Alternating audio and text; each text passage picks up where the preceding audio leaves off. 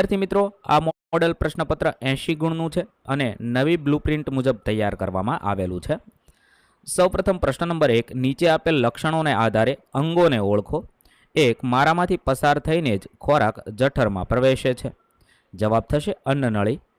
2, હું પાચન તંત્રનું છેલ્લું અંગ છું, તો મળદ્વાર। 3, મારા દ્વારા શરીરમાં સૌપ્રથમ ખોરાક ગ્રહણ થાય છે, તો મુખ। 4, હું પાચન તંત્રમાં આશરે 7.5 મીટર લાંબુ અંગ છું, તો નાનું આંતરડું। ત્યારબાદ પ્રશ્ન નંબર 2 તફાવત આપો। ઉષ્માના સુવાહક અને ઉષ્માના અવાહક। ઉષ્માના સુવાહકમાં લખી શકાય ઉષ્મા સરળતાથી પસાર થાય છે, તાંબુ, લોખંડ, એલ્યુમિનિયમ એનો ઉદાહરણ છે। રસોડાના વાસણો બનાવવા માટે તેનો ઉપયોગ થાય છે। જ્યારે અવાહકમાં ઉષ્મા સરળતાથી પસાર થતી નથી, લાકડું, પ્લાસ્ટિક, કાચ, રબર એના ઉદાહરણ છે। ઉપયોગ હાથને ગરમીથી બચાવવા માટે થાય છે। પ્રશ્ન નંબર 2 ક્રિયાઓ માટે કયા પ્રકારના દાંતનો ઉપયોગ થાય છે તે જણાવો। કાકડી કાપવા, તો છેદક દાંત। શેરડી છોલવા, તો પીશાણ દાંત। ખોરાક ચાવવા માટે દાઢ દાંતનો ઉપયોગ થાય છે। પ્રશ્ન નંબર 2 જોડકા જોડો। અ અને બ સાથે જોડવાના છે। ભૂ લહેર વહે છે, તો દિવસ દરમિયાન। દરિયાઈ લહેર રાત્રિ દરમિયાન। દેડકો એની સાથે ત્વચા। ત્યારબાદ પ્રશ્ન નંબર 3 વર્ગીકરણ કરો। અહીંયા કૌંસમાં કેટલાક શબ્દ આપેલા છે, તેનું આપણે ભૌતિક ફેરફાર અને રાસાયણિક ફેરફારમાં વર્ગીકરણ કરવાનું છે। તો ભૌતિક ફેરફારમાં ખાંડનું ઓગળવું, મીણનું પીગળવું। રાસાયણિક ફેરફારમાં પ્રકાશ સંશ્લેષણ, કોલસાનું દહન, ખોરાકનું પાચન થશે। ત્યારબાદ પ્રશ્ન નંબર 4 નીચે આપેલ શબ્દ સમીકરણ પૂર્ણ કરવાના છે। 1, કાર્બન ડાયોક્સાઇડ પ્લસ પાણી સૂર્યપ્રકાશ અને હરિત દ્રવ્ય સાથે મળીને કાર્બોદિક પદાર્થ ઉત્પન્ન કરે છે અને ઓક્સિજન ઉત્પન્ન કરે છે। બીજું છે ગ્લુકોઝ ઓક્સિજનની હાજરીમાં કાર્બન ડાયોક્સાઇડ, ઉર્જા અને પાણી ઉત્પન્ન કરે છે। ત્રીજું છે ગ્લુકોઝ સ્નાયુઓમાં ઓક્સિજનની હાજરીમાં લેક્ટિક એસિડ અને ઉર્જા ઉત્પન્ન કરે છે। ત્યારબાદ પ્રશ્ન નંબર 5 વૈજ્ઞાનિક કારણ આપો। 1, ઉનાળામાં સુતરાઉ કાપડના વસ્ત્રો પહેરવા જોઈએ। કારણ આપો। કારણ કે ઉનાળામાં સુતરાઉ કપડાં પહેરવા જોઈએ, તે હવામાં રહેલી ભેજ અને ગરમી શોષી લે છે, આથી શરીર ઠંડુ રહે છે અને ગરમીની અસર ઓછી થાય છે। સવાલ નંબર 2 કુકરનો હાથો એબોનાઇટનો રાખવામાં આવે છે। કુકરનો હાથો એબોનાઇટનો રાખવામાં આવે છે કારણ કે એબોનાઇટનું ઉષ્માનું અવાહક છે, તે ગરમીને હાથ સુધી પહોંચતા અટકાવે છે અને ગરમ વાસણોને સરળતાથી પકડી શકીએ છીએ। ત્રીજું, રસોઈ બનાવવા માટે ધાતુના વાસણનો ઉપયોગ કરવામાં આવે છે। કારણ આપો। કારણ કે ધાતુઓ ઉષ્માના ઉત્તમ સુવાહક હોય છે, તે ખોરાકને ઝડપથી ગરમ કરે છે અને રસોઈ ઝડપથી પૂર્ણ થાય છે।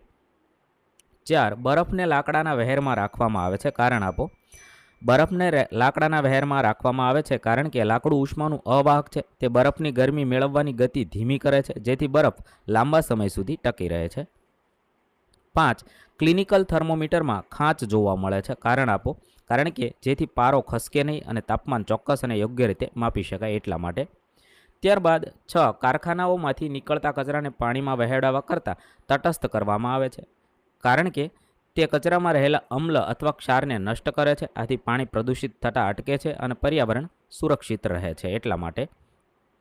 7, મધમાખીના ડંખ પર સાબુનું પાણી લગાડવું જોઈએ।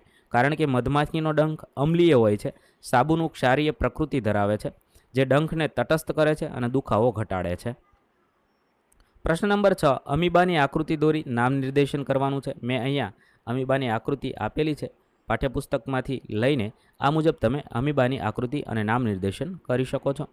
ત્યારબાદ બીજું છે આકૃતિમાં નામ નિર્દેશન કરો। અહીંયા દાંતની આકૃતિ આપેલી છે, તો આ મુજબ તમે દાંતની આકૃતિમાં નામ નિર્દેશન કરી શકો છો।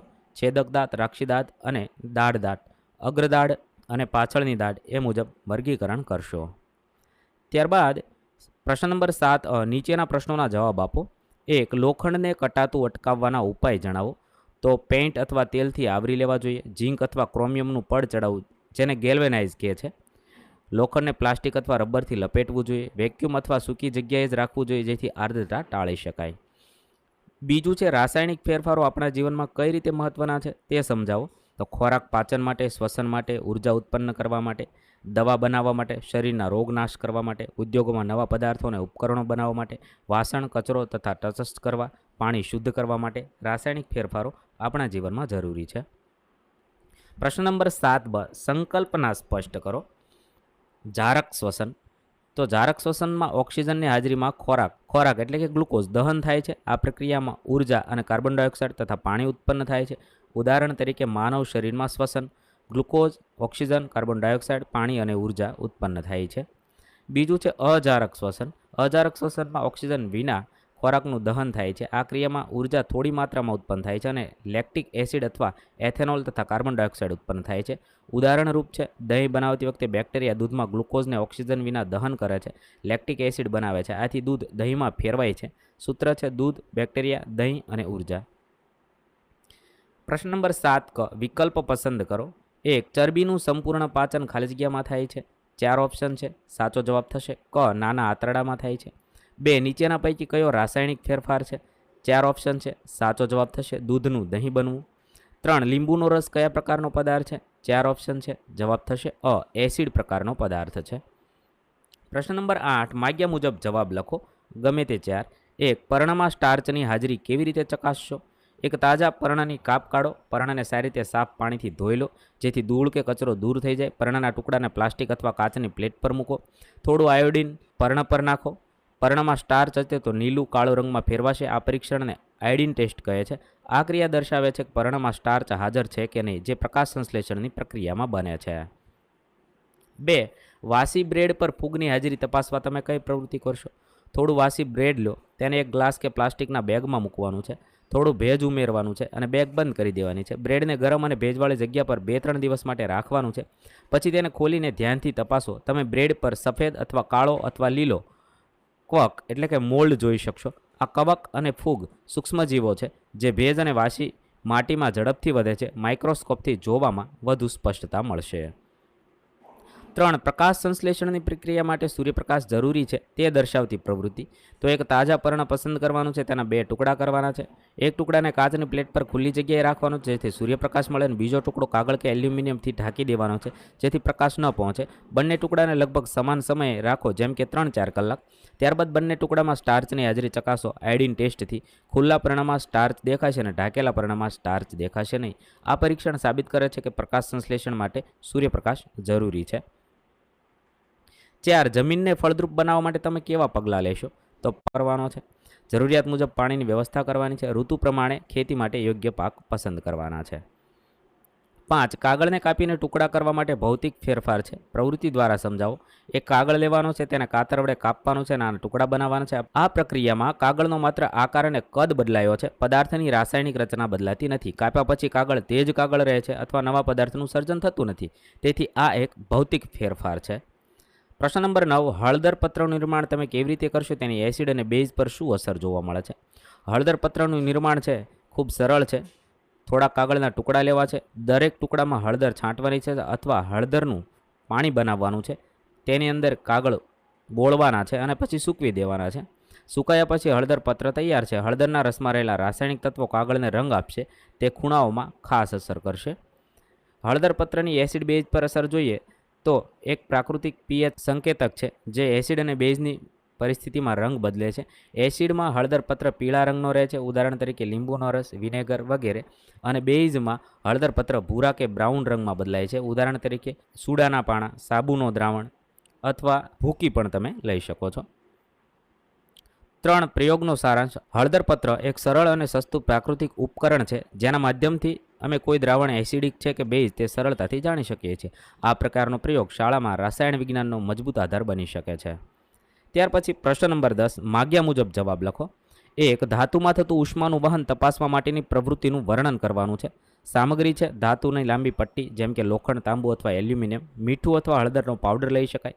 કાતર, આલ્કોહોલ, બર્નર, લાઇટર, કાચની પ્લેટ અથવા આધાર અથવા સ્ટેન્ડ.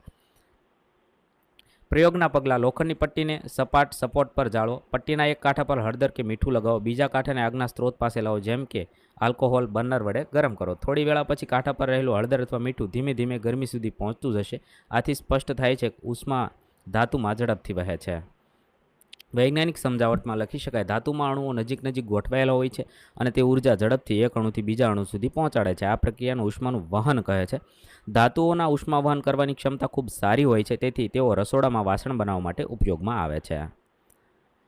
2. તટસ્થીકરણ પ્રક્રિયા પ્રવૃત્તિ દ્વારા સમજાવો. એક ગ્લાસમાં 50 મિલી લીંબુનો રસ એટલે કે એસિડ લેવાનું છે. બીજા ગ્લાસમાં 50 મિલી થોડું બેકિંગ સોડા એટલે બેઝ ઉમેરવાનું છે.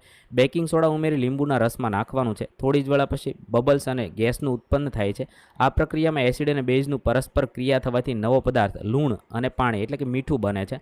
તેને તટસ્થીકરણ કહે છે. 3. ઉચ્છ્વાસમાં કાર્બન ડાયોક્સાઇડ વાયુની હાજરી તપાસવાના પ્રયોગનું વર્ણન. સામગ્રી છે ચૂનાનું પાણી, ગ્લાસ, કાંઠો અથવા પાઇપ. આપણા શ્વાસ માટે એક વ્યક્તિ. પ્રયોગના પગલાં. એક ગ્લાસમાં ચૂનાનું પાણી ભરો. ધીમે ધીમે શ્વાસનો ઉચ્છ્વાસ કાંઠો કે પાઇપ દ્વારા ચૂનાના પાણીમાં છોડો. થોડા સમય પછી ચૂનાનું પાણી ધીમે ધીમે મંગળિયા એટલે કે ધૂંધળું અથવા સફેદ, એને ભૂરો રંગ પણ કહી શકાય, તેમાં બદલાય છે. વૈજ્ઞાનિક સમજાવટ લખીએ તો આપણા શરીરમાં કાર્બન ડાયોક્સાઇડ એટલે કે CO2 હોય છે. જ્યારે કાર્બન ડાયોક્સાઇડ ચૂનાના પાણીમાં ભળે છે ત્યારે તેની સાથે પ્રક્રિયા કરે છે. કેલ્શિયમ કાર્બોનેટ બને છે જે પાણીને ધૂંધળું બનાવે છે. આથી આપણે જાણી શકીએ છીએ કે ઉચ્છ્વાસમાં કાર્બન ડાયોક્સાઇડ વાયુ હાજર છે. વિદ્યાર્થી મિત્રો, નવા વિડીયો સાથે ફરીથી મળીશું. સૌને પરીક્ષા માટે best of luck. Thank you દોસ્તો.